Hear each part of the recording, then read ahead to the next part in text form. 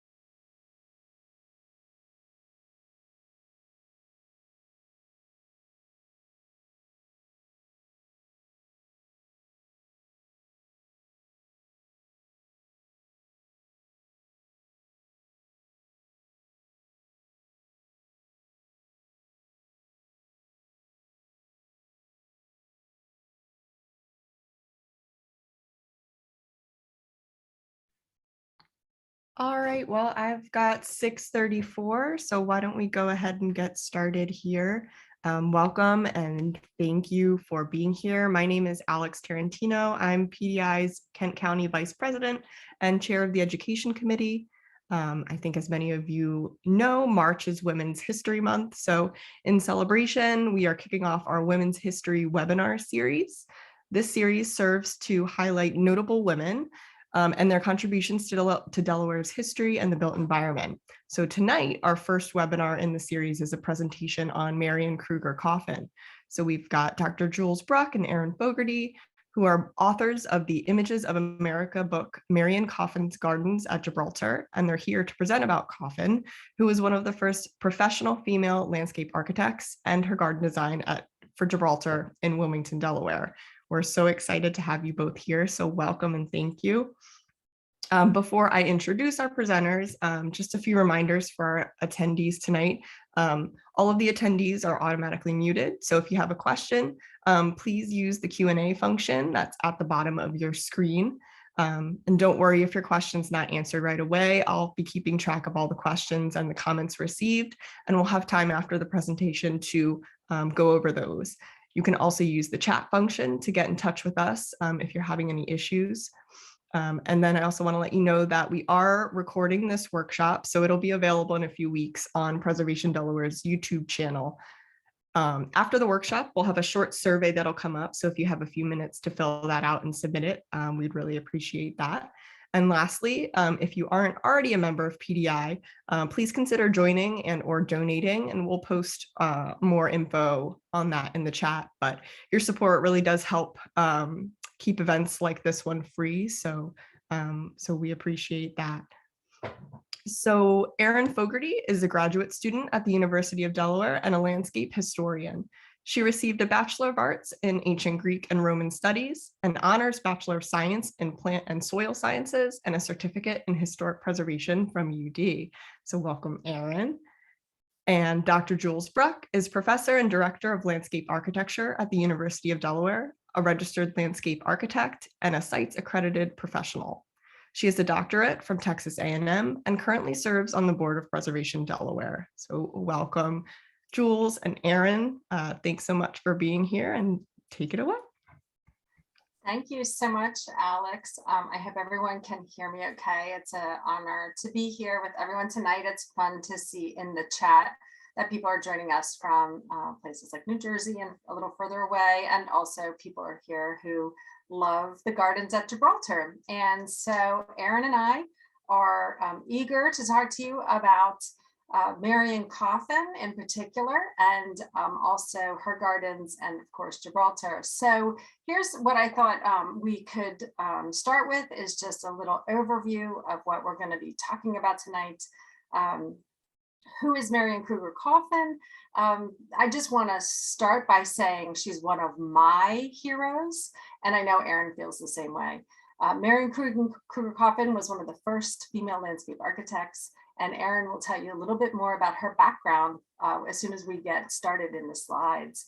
But when I was an undergraduate student, right after my degree from Penn State, I did an internship at Longwood Gardens. Part of what you do when you're an intern at Longwood is you get on a bus every week and you go to visit great gardens all around the region. And that was with Bill Thomas, who's now at Chanticleer, and they were fabulous field trips.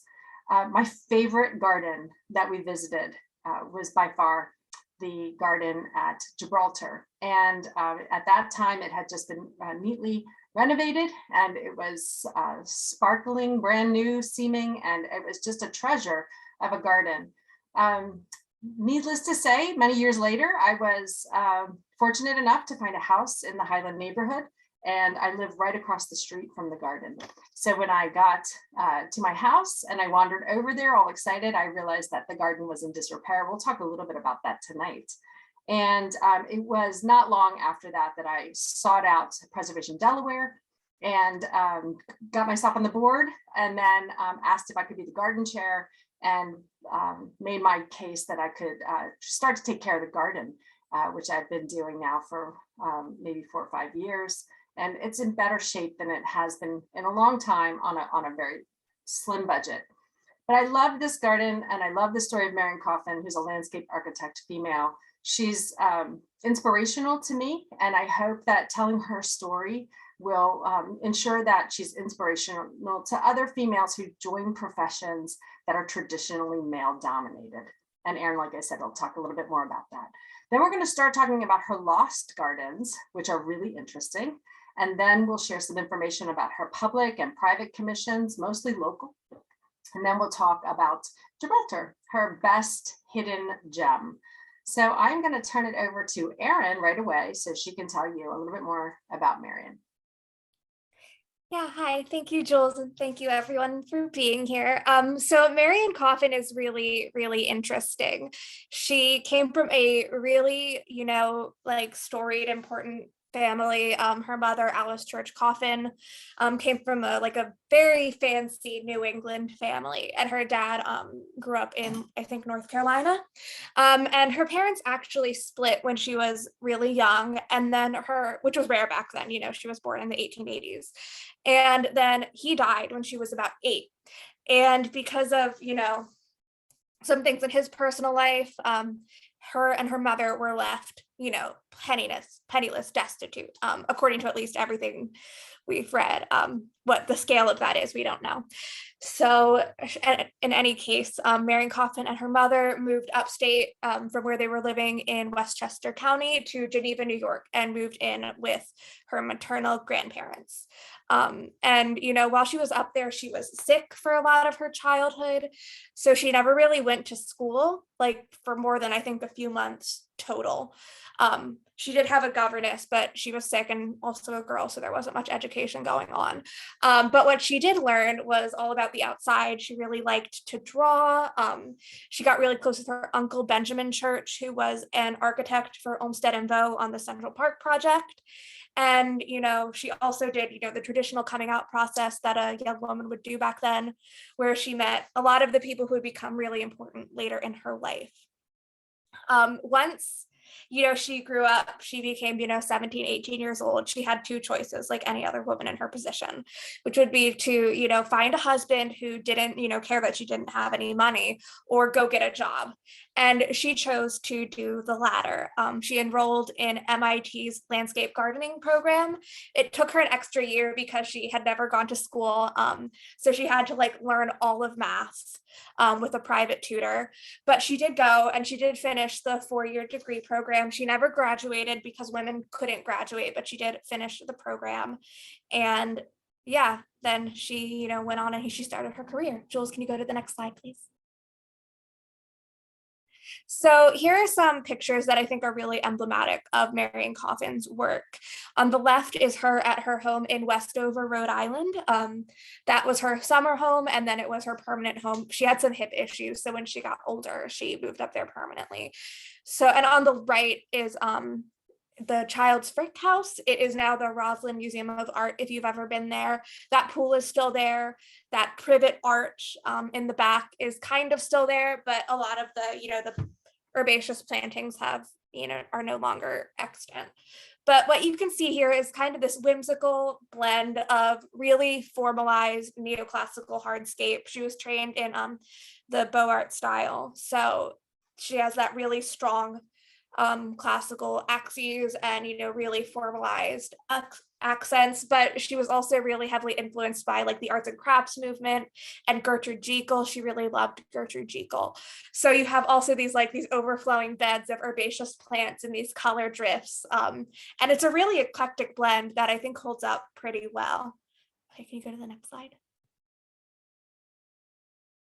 So here is a map of all of the gardens we will be talking about today. We're quite fortunate to live here where so many Dupont family estates have gone into the public hands because she was very close with the Dupont family. She designed a lot of gardens for them. So we have a rare number of surviving gardens. We have some lost ones, but most of them survive around here, which is great. Most of her work was either here on Long Island or up around, I think, Yale, but a lot of those up there did not survive as well as here. So we're going to go as far north as Chestnut Hill near Philadelphia and as far south as Odessa tonight. Okay, first we're going to talk about some lost gardens. These are gardens that are no longer here, that she designed, but are still really cool. Let's go to the next one. Okay, so this is St. Amour. It's not necessarily lost, but it's not here either. It was the estate of Mary Bellin Dupont, who was the mother-in-law of Hugh Rodney Sharp, who of course created Gibraltar.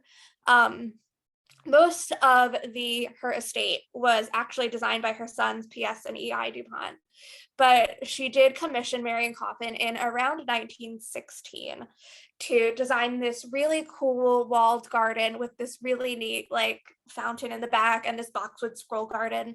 That's really cool. And it's weird because Marian Coffin, most of her boxwood scroll gardens are meant to be viewed by a from above. So they're pretty close to the house, where here, obviously they weren't. So she designed this garden in 1916. It was her earliest commission in Delaware. And it's really cool. It's kind of neo, like medieval, kind of cloistery. And it is no longer there. You might have seen it though when you are driving into Wilmington from the north on 52 and you're going on Tower Hill's campus. There is a set of stone walls that is the remains of this garden. The walls of the garden and the general hardscape did survive when the rest of the property was razed in the 70s. But again, the plantings which really provide the heart of this garden are no longer there. So you can see the walls. Don't visit them because it is a school. I mean, I'm sure they would be fine if you emailed first, but it's a school, so don't visit it. Can you go to the next one, please? This one I think is really cool. It's called Winmore.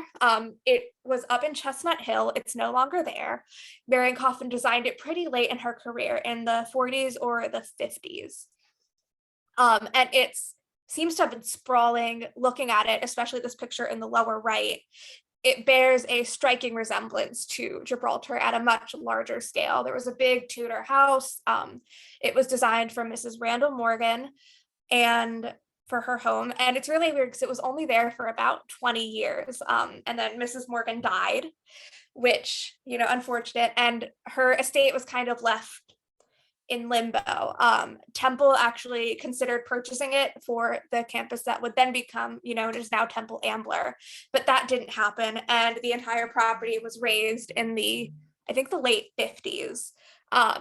So it's no longer there. I did overlay some historic aerials with maps, and it looks like the formal garden was about where the Chestnut Hill Acme is, if that rings any bells to you.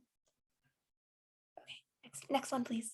Okay, so now we're going to talk about some private gardens. Again, these are like not public, so please don't visit. But they're interesting to talk about. They're all kind of, unique and different. Okay, so this is Hilgart. It is up right over the border in Chaddsford, Pennsylvania. It's really interesting. It was designed for Harry Haskell, who was a Dupont company executive I think from talking to the family who still lives there in the early 1920s is as kind of close as we can, pinpoint it. And this design I really think is fascinating because it was and is a working farm. So there's a lot of, design considerations you have to take. And one of those, which I just think is so cool, is in the lower right, this spillway, which is it's a space that is mostly, task-based for excess water from, I think, a mill pond to go into. She actually turned that into a lotus basin and a water lily basin, which I think is really cool and very inventive. Aside from that, you can see obviously the herbaceous mixed borders that she's so well known for, some farm buildings in the background, some really cool water features. And shockingly, this property is still in the family of the man who built it. So that's really neat. Can you go to the next one? Okay, so this is the Dupont Dinamore Cemetery. I'm just going to gloss over this because it is a private family space. But the Dupont family did commission Marian Coffin to design their family cemetery in the 19-teens, 1920s, which just shows how close she was to them. She grew up with Henry Francis Dupont. Her mother and his mother were friends. And I think it also, just shows the inventiveness of her, design ability, because cemeteries are quite difficult to design for. There were already, extant burials that she had to consider when she started her design. B, it's a space that will be in, perpetual periodic disturbance as, you bury more bodies. So it's, it's really fascinating. So her design here obviously isn't as, intense as some of her residential commissions, but it does feature some really heavy hitters for her designs, like hawthorns and crab apples and oak leaf hydrangeas and this beautiful like mixed border along the bottom. Okay, can you go to the next one, please? Okay, so this one isn't quite private, but it isn't quite public either. This is a knot garden Marian Coffin designed at the back of the Colonial Dame's office in Philadelphia. I think it's on Arch Street. So Marian Coffin started her career designing primarily residential estates. But once World War II happened, well, World War I, and then the estate tax and the capital gains tax, which really put a hamper on, the ability to keep and maintain an estate. And then World War II, when, those young, the young men who were usually like maintaining the estate and doing the actual work were all sent over to war. America didn't have as big of a footprint in World War I.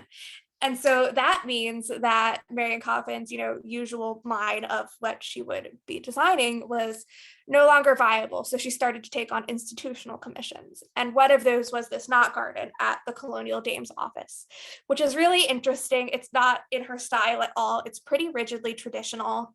It's still there to an extent. From what I gather, just looking at it on the right, that area that's gravel was probably boxwood, but is no longer there because boxwoods are not doing well in the environment today.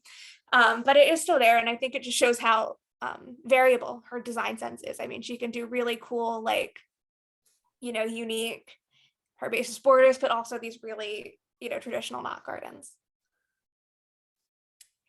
Thanks, Erin. I'm going to talk a little bit about the garden at Applecross, which is another private garden. And this was one of Marian Coffin's last commissions.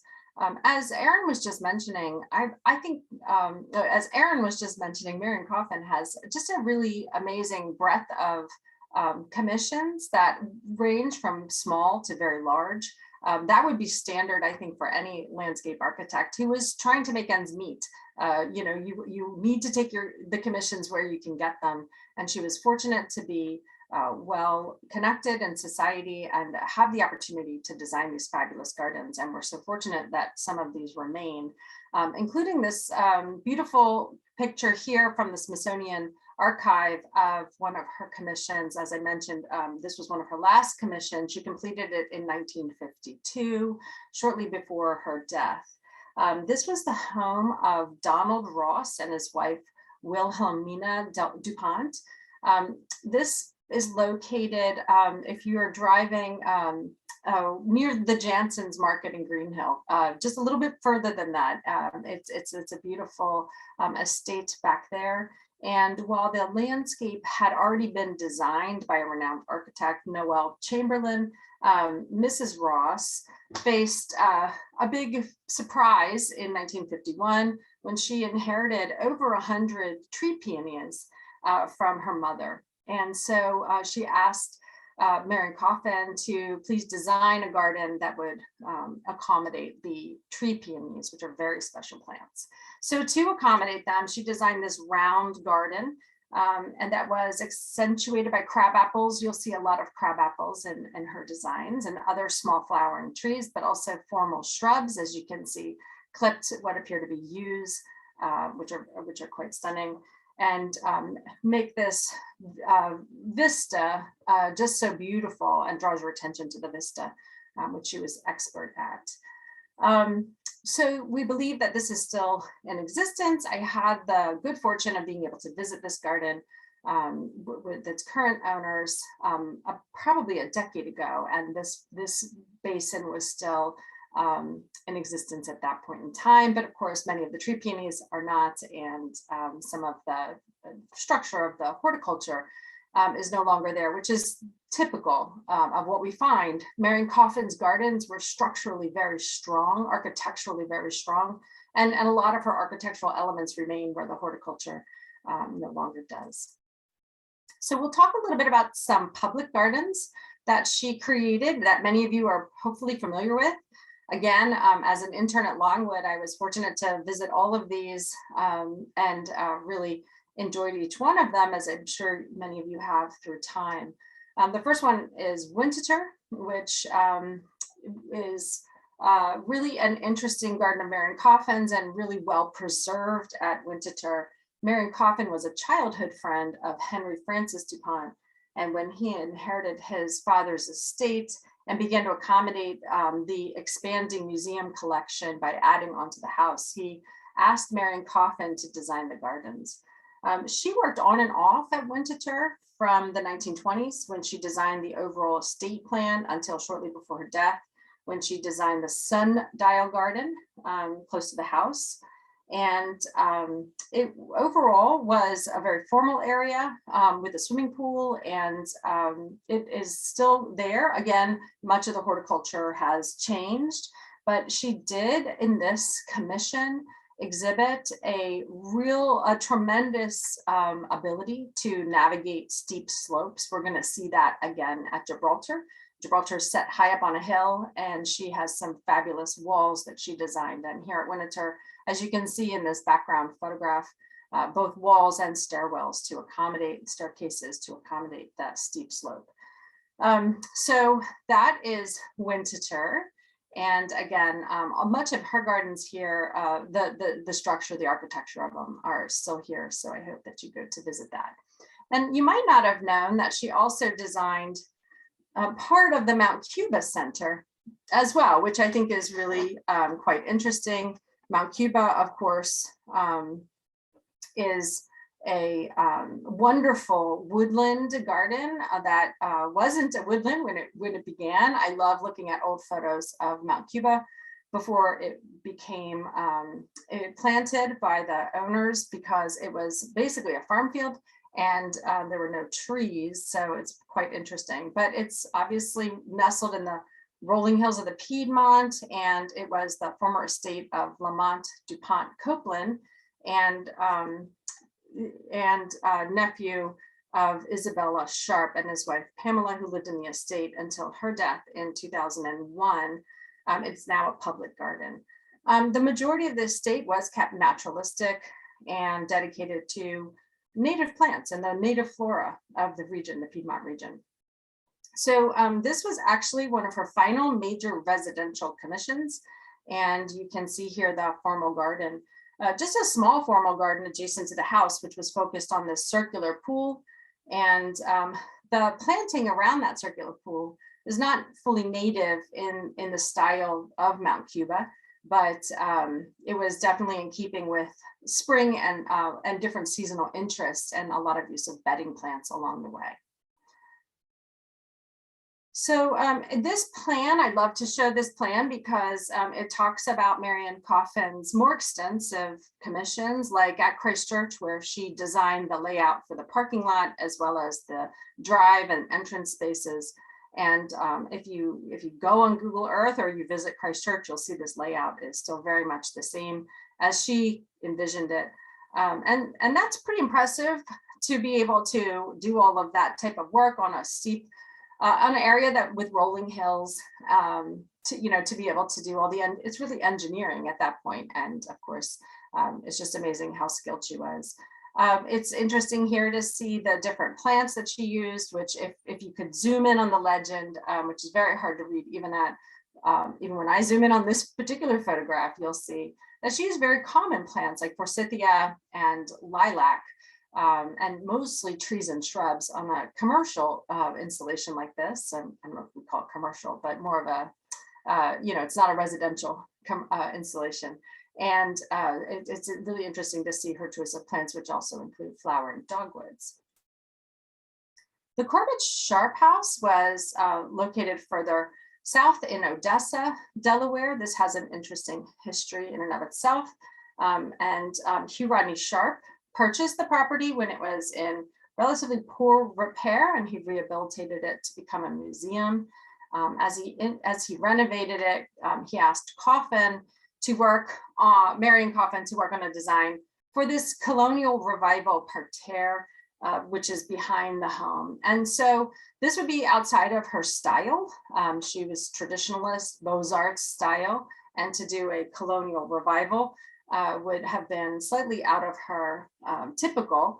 And you can see here that there are crisscross brick paths and seasonal herbs. And what you can't see is that also in the plan are many flowering shrubs and crabapples, similar to what you would see at the time. But while the plantings of this particular garden have been pared down quite a bit, it's still accessible. If you go to tour the historic Odessa Foundation, you can see her work, which I think is a lovely rendition of, again, the Colonial Revival style. I will say she did not design the outbuilding here.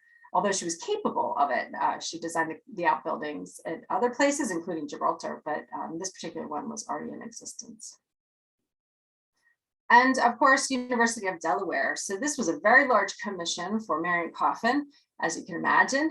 And this was really due to her relationship with Hugh Rodney Sharp, who often pointed her out as a person to be hired. So that relationship with the Sharps, in particular Hugh Rodney Sharp, really led to many of her commissions.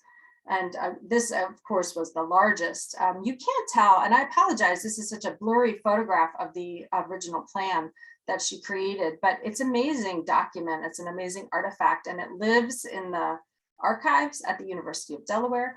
And has become very fragile over time. It used to be when 15, 16 years ago, we could go to the archive and ask the librarians if we can bring this out and show our students, and it was not a problem. And in the more recent years, they've disallowed that. We're no longer allowed to see the original artifact, only copies of it. It's a very long drawing, it's about 8 feet long and quite wide, 3.5 feet wide, and it encompasses the entire university campus from what is basically Main Street, from North Campus all the way down to what we now call like Center Campus. So it's really iconic, I think, the way she just put this plan together. Very strong axial views, and really an interesting way that she approached this design. At the time of this commission, there were 2 different university campuses. At the time, it was Delaware College. It was a great period of expansion of the college. And what had happened was there was a women's college to the south and a men's college to the north, and she united the 2 colleges via landscape. And I think that it's ingenious, and I love to take students on a walk to show them how she did it. The 2 campuses were offset in terms of their symmetry or their axes. And so she aligned them using circular forms. Here you can see the center oval. There's a very iconic fountain that helps to align the landscape in front of Memorial Hall. And that is Magnolia Circle, and it still exists today and has been renovated to be honoring the plants that she had selected for that place. So it's still a very, a very traditional Marian Coffin design. What I love about her way of approaching this was that as the men's campus, she selected particular plants that would exhibit the features of perhaps being on a men's campus. And so she chose the American elm, Ulmus americana, to line the walkways and become the alley leading up to Memorial Hall from the main street. And that's a very, in her opinion, masculine plant. And when I go out with students, we look at it, and it has indeed very coarse bark and a strong relief and a very strong structure. And in the women's campus for the LA, she chose Gladicia tricanthus inermis, which is a variety of inermis, which is the honey locust, which, if you know that plant, has a very delicate, fine leaflet, and it kind of blows away in the wind, and the bark is more platy and not as rough, it's more smooth. So I thought that was a really interesting story about her choice of horticulture representing the theme of the colleges she was uniting. So it's a shame that we can't see this original artifact, as I mentioned. Here in this picture in the middle, you can see that's actually Marian Coffin walking with Hugh Rodney Sharp and one other perhaps administrator of the university. She was appointed to be the landscape architect of the campus and held that commission for over 30 years. So we want to talk about Gibraltar. Many of you are familiar with Gibraltar and know and love it. And of course, Preservation Delaware has a special relationship with Gibraltar. It has been part of Preservation Delaware's legacy since the 2000s. And I'm going to have Erin start with some of the history and move on to talk, and then I'll talk a little bit more about the current status at Gibraltar. Yeah, so this is a really exciting, this was like an exciting find hidden in Winter's archives of an image of a needlepoint in the, the cataloging. Gibraltar is, I think, missing a letter, so I had to spell it weird. I was spelling it, I think, a little wrong, and I just stumbled upon this. But this Gibraltar, the house, was built by a man named John Rodney Brinkle. He was a merchant in the city of Wilmington, and allegedly he built this stone house on a hill to impress a woman from Philadelphia into marrying him. And that didn't work, even though he used, he spent all sorts of money, but it didn't work. So he instead invited his brother, Samuel Crawford Brinkle, who was the first pastor of Christ Church, actually, and his family to live in the house with him. So here you can see a embroidery needlepoint sampler done by probably one of the Brinkle daughters in 1940. It's either an 8 or a 3.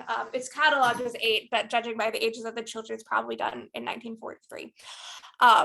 Of the family standing in front of the house. You can see the really strong, boxwood lined path. The path was probably pea gravel. With in the background, there are some cherry blossoms. There's this gazebo on the right, some big pine trees. In the back left is a structure that was probably a carriage house or a carriage barn made of wood. And you can also see, of course, the picture isn't in color, but you can see a little bit of a water feature on the left as well.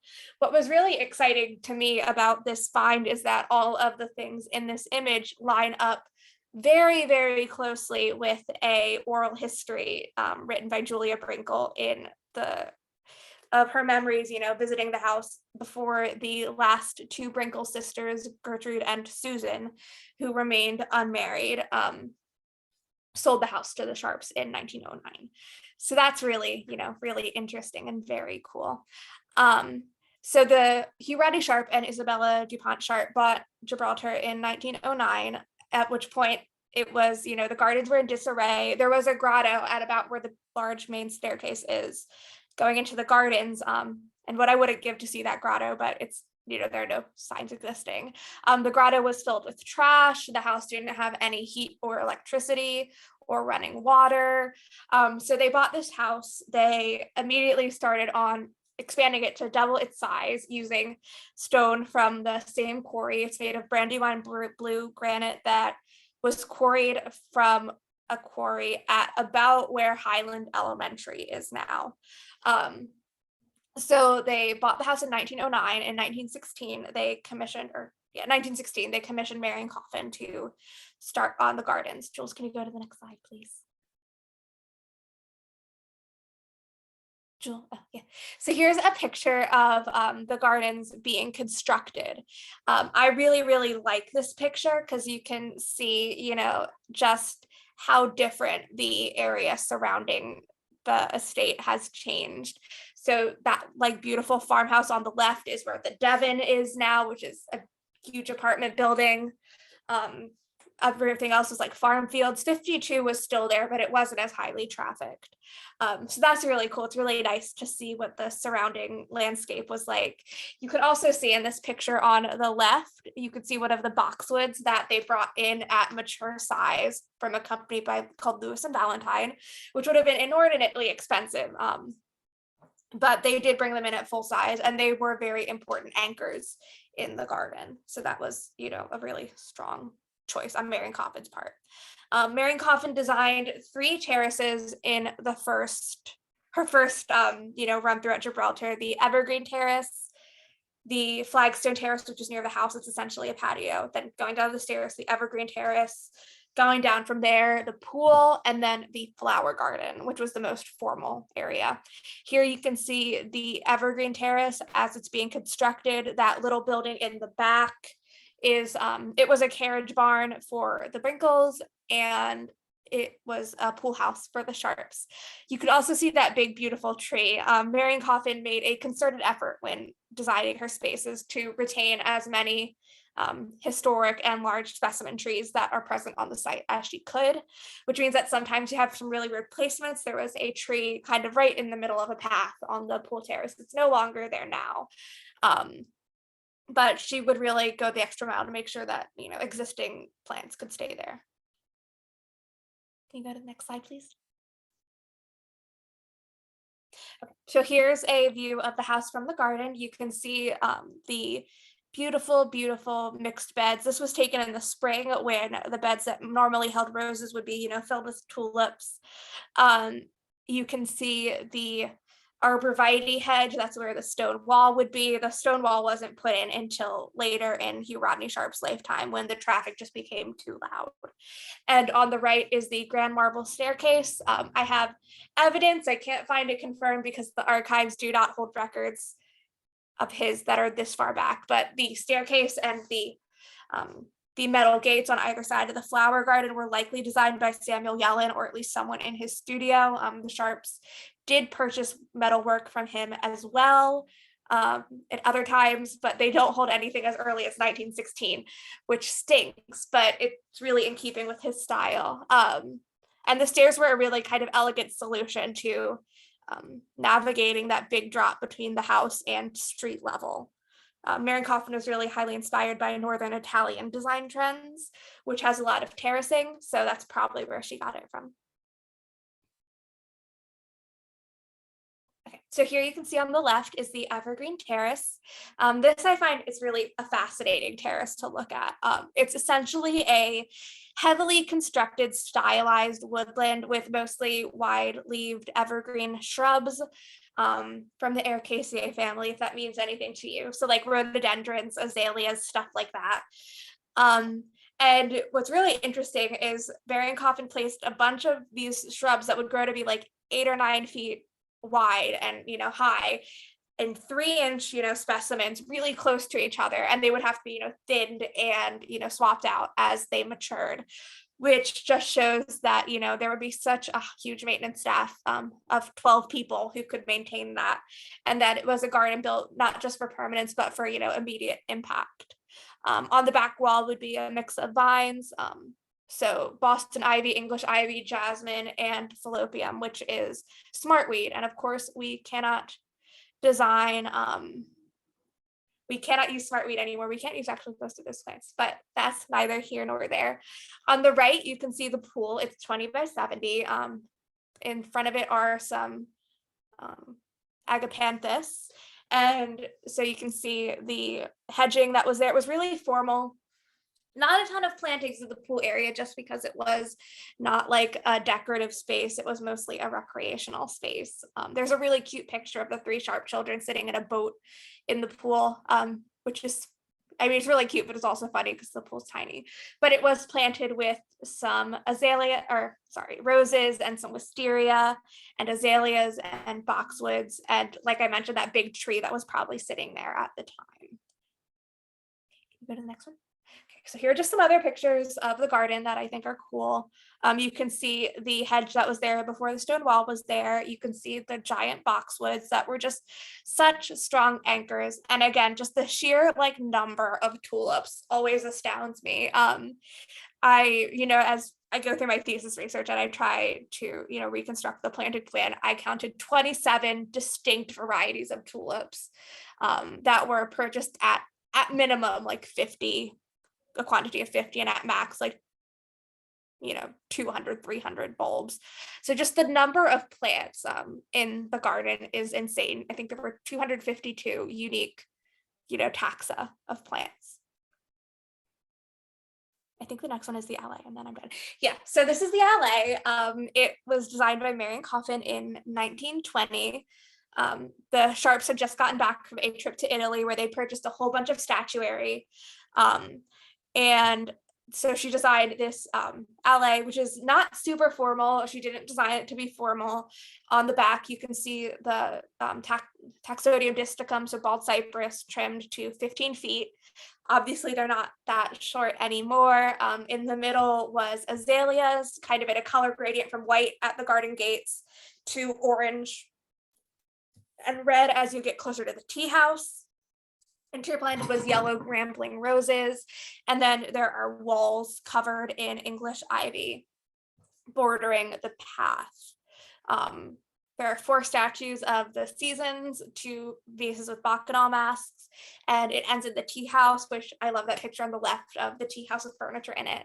And the columns on the tea house, which are also probably antiquities, which is, kind of scary as someone from the classical world, but, we deal with it. So yeah, that's the history of Gibraltar. Great, and I just want to talk a little bit about some of the more current happenings at Gibraltar, and start by saying that really from 1968, from 1990, we couldn't find a lot of evidence of the garden being presented on garden tours. So it was a lot quieter in the archives about what was happening in the garden. We do know that the pool was filled, and you can actually see somebody standing here on the pool, and put into turf, presumably to lower the maintenance. As Erin already mentioned, this was a very high maintenance garden with a lot of horticulture. They would have had 12 gardeners working on the garden at any given time. At its heyday, so it becomes a very difficult garden to maintain. And so you'll see in the book, there's a lot of transition in the garden away from the harder, more difficult, fussy horticulture into lower maintenance plants. After 1990, when Hugh Rodney Sharp Jr. passed away, the estate was passed on to the Sharp children, who valued the garden and always intended for it to be preserved. The house itself was considered for several different appropriate reuses, including a boutique hotel at 10 bedrooms, each with its own bath. It would have been fabulous. And in fact, there's a proposal that a developer is currently working on that would do just the same thing. In 1997, Iris Gestrom was a student in the Longwood Graduate Fellows Program at the University of Delaware. She wrote a wonderful, very extensive thesis about the current conditions of the estate gardens, and it really helped to mobilize a friends group and different people who were interested in preserving the gardens. Preservation Delaware was contacted by the National Trust for Historic Preservation around the same time in the late 90s to help persuade the organization to get the house and garden registered and to get a group together to help with the preservation efforts. And so all parties work together to help secure the designation. It is historic designation, and there's a beautiful sign outside of the garden that explains that it is associated with persons of significance from our past, referring to Hugh Rodney Sharp, who was one of Delaware's preeminent preservationists and philanthropists associated with the growth of the Dupont company.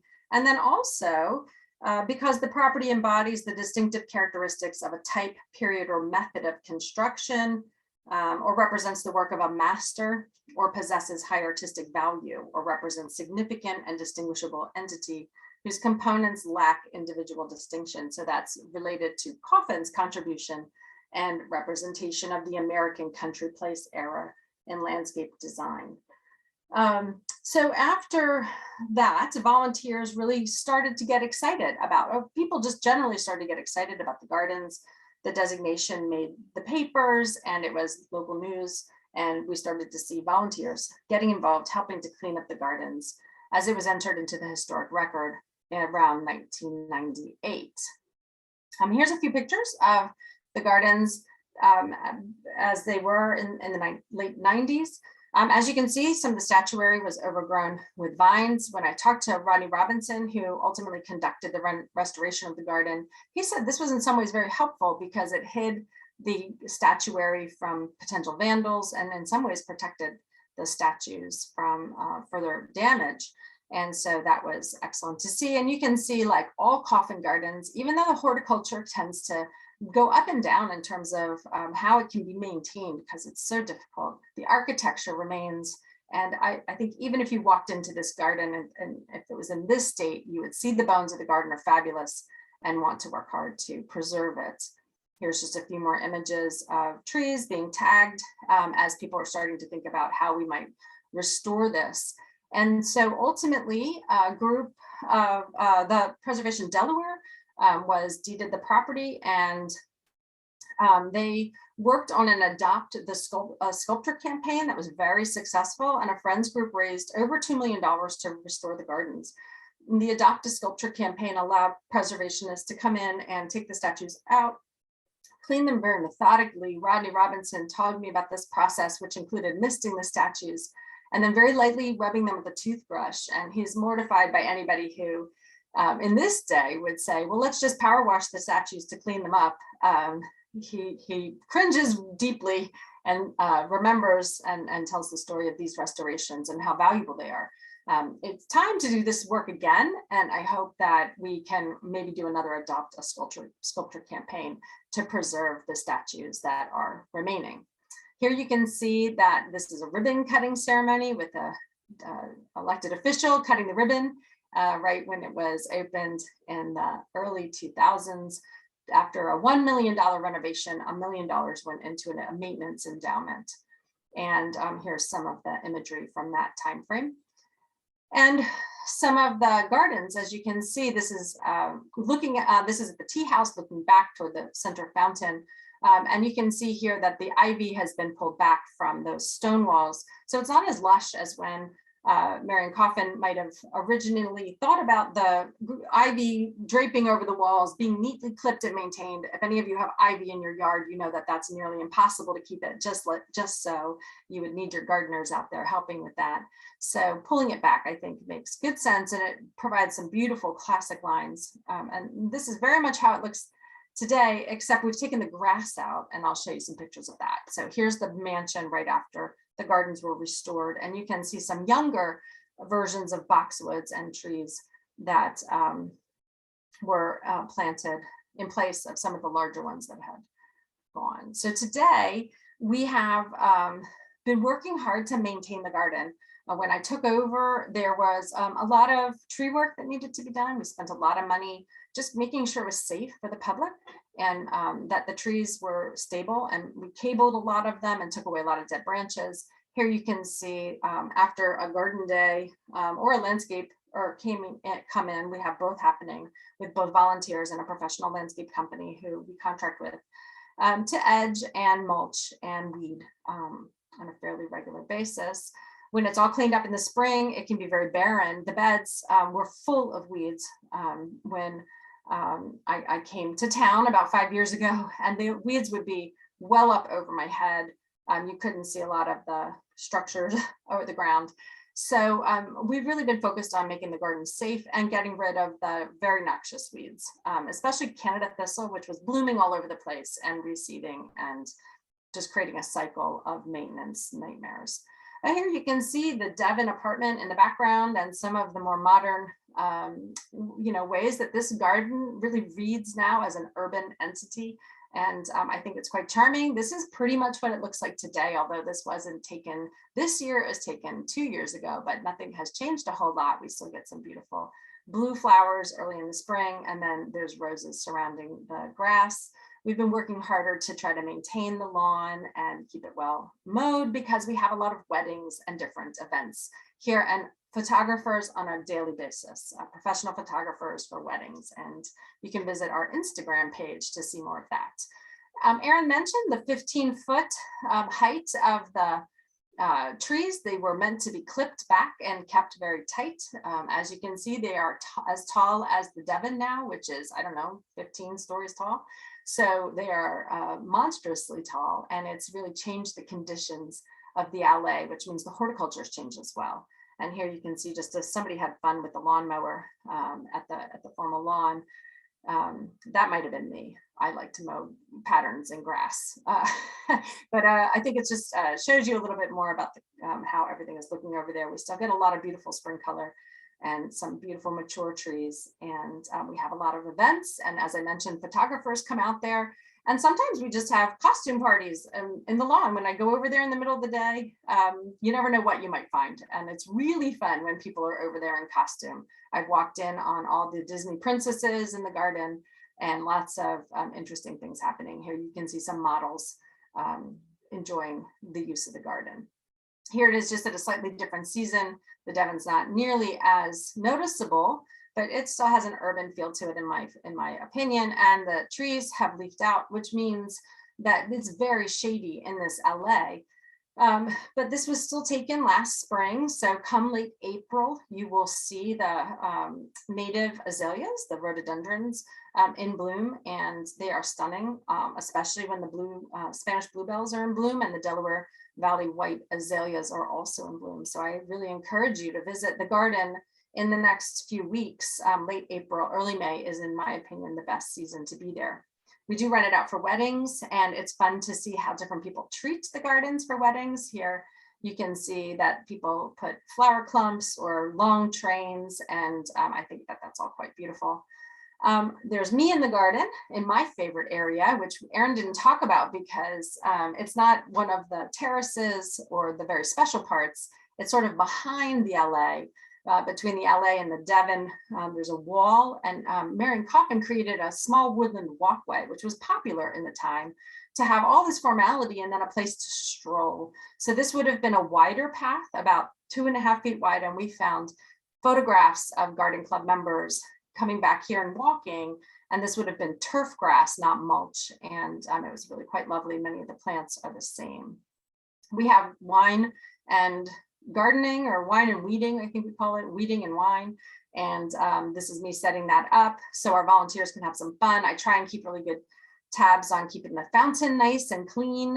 Here I'm putting some stuff in there so it cleans itself out. And this is a chore. It's a labor of love. I'm over in the garden quite a bit, and I've always really enjoyed it. Here's Erin giving a tour to her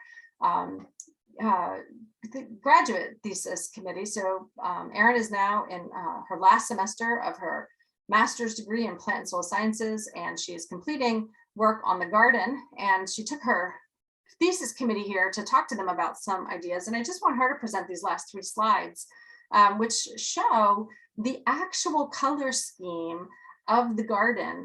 She's really closely and accurately painted the garden in 3 different seasons, using Marian Coffin's original plan and Pantone color wheel, so that you can have a sense of what it would have looked like in the main flower garden during all the different seasons. So Erin, I believe this one is spring, correct? Yeah, this is spring. So what I did basically is I took all the flowers, all the plants that are present in the flower garden. I sourced pictures if I could. A lot of them are no longer, commercially available. So descriptions where I couldn't, to, find as close of a color match as I could using color pickers, or just descriptions for a Pantone color system match. And then essentially just colored in my CAD diagram like a coloring page. So here you can see this is summer. So it was really can you go back to summer? Mm-hmm. It was really a summer garden, and that's when it really shined. And the color scheme is kind of a gradient corresponding to the work of Gertrude Jekyll really closely, starting with, these reds and oranges that really just smack you in the face right as you walk in. Then going as you go, I guess, counterclockwise, blues and yellows, and then, pinks and whites, and then blues and yellows again, and then red. The center beds, once blend the colors, because they were planted with a lot of species at the same time, kind of blends out into a coral. It's mostly roses. There's some rhamnea, which is weird because those don't grow here. So they would probably have to be taken from the greenhouse. But yeah, just the colors and the way that she would be able to retain as much as she could the color gradients as seasons changed is really, really interesting. And Jules, can you just show fall really quick? Yeah, so this is fall. So obviously there's not much going on in fall. It's just remainders of spring. Mostly like Iron asters and some calendula. But yeah, so that's kind of a really good way to visualize the color impact as you go. And if you want to learn more, you can read our book. Yeah, so Erin's thesis is going to be really interesting, in addition to these color palettes that give us a really good sense of Marian Coffin's color scheme, which was highly influenced by Gertrude Jekyll, another fabulous female landscape designer, garden designer.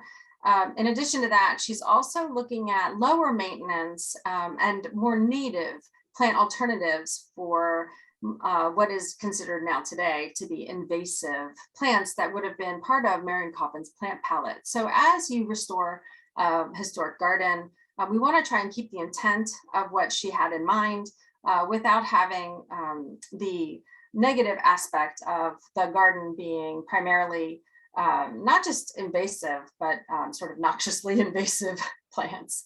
This is the book that we wrote, and it's a lot of pictures. I'm sure you're familiar with this style of book. It's primarily pictures with some captions. And we had a wonderful time researching it, just exploring the breadth of her style and all that she was able to accomplish in her lifetime as a female landscape architect, and really being primarily one of the first ones. And she's been incredibly inspiring to me as a landscape architect. I talk about her with my female landscape architect students, and I hope her legacy inspires generations of women, as I mentioned before, who are taking on career paths that are predominantly male career paths.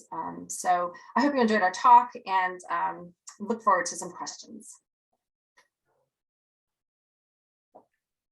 Awesome. Thank you both so much. That was fantastic. I know we were getting a lot of comments in the chat about how much everybody really enjoyed the presentation. So I think I'm not alone in that.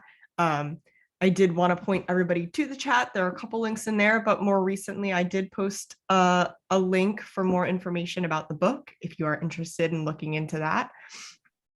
So we do have, let's see, we've got a couple of questions in Q&A here. I did see, just wanted to mention 2 suggestions, I guess, for some potential archival data. I know there was one in the chat that I think Erin had responded to. Beep, boop. Oh, I can't find it now. The Yellen collection at the Architectural Archives at the University of Pennsylvania. And then there was also a suggestion in Q&A for the Samuel Yellen shop in Philadelphia that I guess some time ago had a card file of all of his projects by state. So if you haven't looked into those yet. And then, all right, so we have a question. I'm very curious about the greenhouses over the garages. Were they original to the expansion of the house? Is it known who designed and constructed them and how they were used? Yeah, so I don't remember the name of, I think it was Pearson Ubar designed the greenhouses when the garage complex was built, which is contemporary, so about 1916, 1917 to the expansion of Gibraltar. Hugh Rodney Sharp was a really big fan of greenhouse plants. I don't know what exactly those greenhouses were used for, like those specifically, but he did force flowers and stuff. So that would be probably my best guess, but they are contemporary with the gardens. Thanks, that is really interesting. So we have our next question. Is there a connection between Marian Coffin and the ginkgo trees lining the street outside of the garden? That's a great question. I would love to understand that a little bit more, but I don't. There's not a connection that I'm aware of between Marian Coffin. It's not on any of her plans. It must have been part of the estate, though, because it also lines Clinton Avenue in front of the original gardener's house or caretaker's house.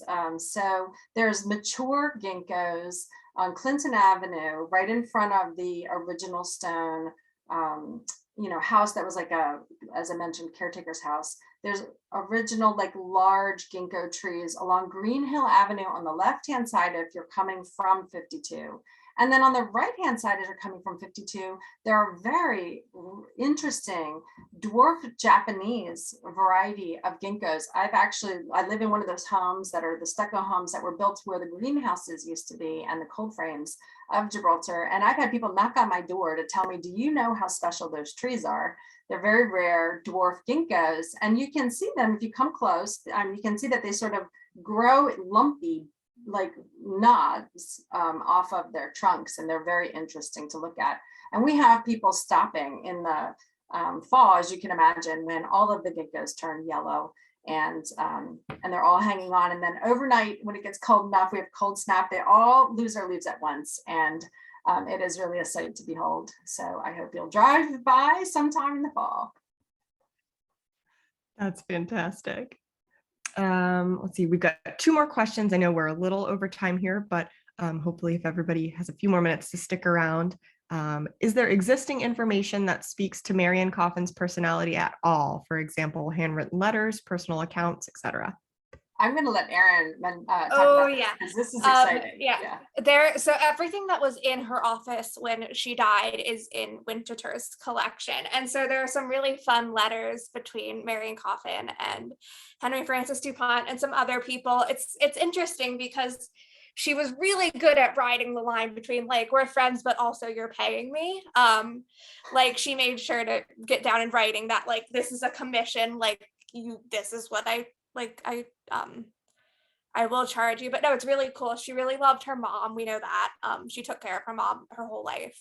And I think her mother actually outlived her, if I'm not mistaken.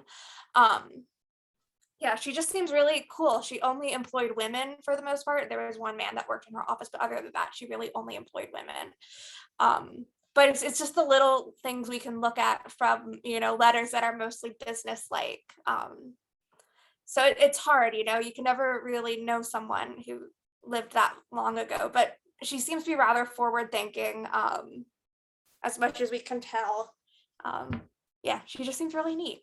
Yeah, and she ran her business well. She would write letters and be really, polite and wonderful, and the friendly phrases were there.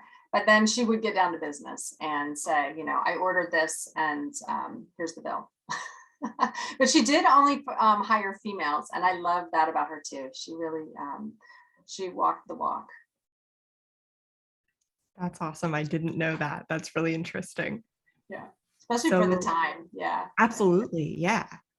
All right. So the last question I'm seeing in the Q&A here, are there any connections or influences at all between Gibraltar and the development of Good Stay Gardens?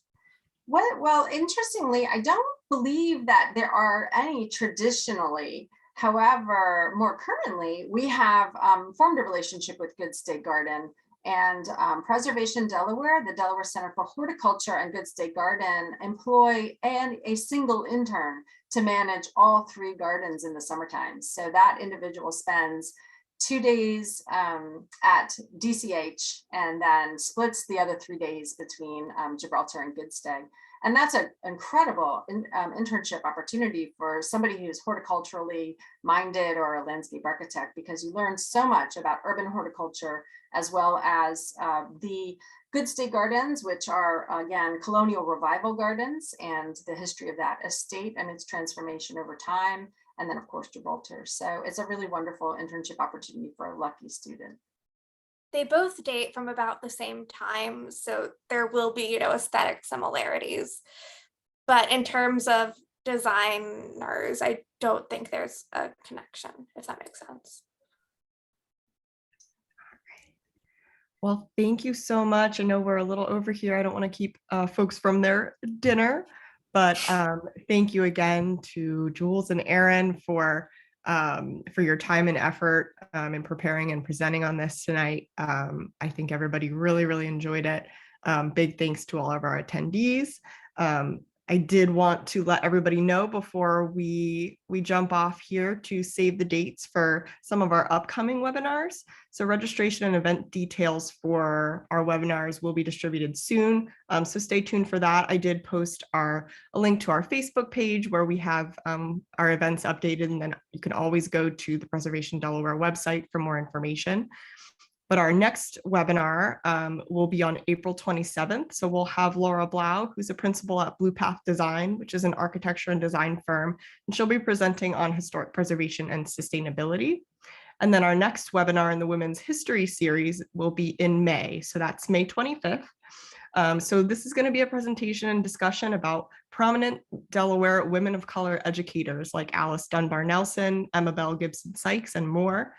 So we'll actually have Drs. Ann Boylan from the University of Delaware. We'll have our own Dr. Abdullah Muhammad and Dr. Reba Ross Hollingsworth to present on these women's accomplishments in education, but also how their influence and engagement in their communities stretched far beyond the classroom. So I think that's going to be really great. Please look out for that. So last thing I have, if you have a minute, there is a short survey after this webinar. And as always, if you aren't already a member of PDI, we encourage you to please consider joining us. You can find that information on our website. So thank you all again. I hope you have a great night. Alex, thanks so much. And thanks for putting together this series. That all sounds wonderful. I'm glad to be part of it. Mhm. Thanks, Bye, everyone. Thank you.